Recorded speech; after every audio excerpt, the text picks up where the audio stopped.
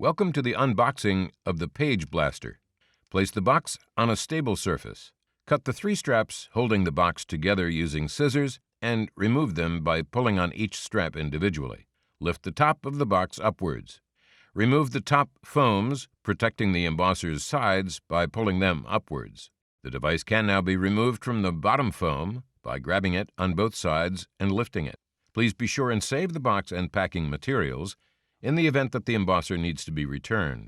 Under the embosser and quick start guide, the Braille samples can be found along with a smaller box.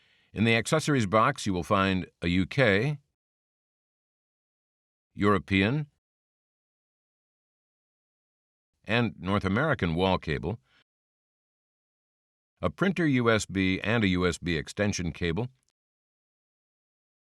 a power cord with transformer, and finally a USB thumb drive. You are now ready to set up your embosser. For more information, visit us at aph.org/product/PageBlaster.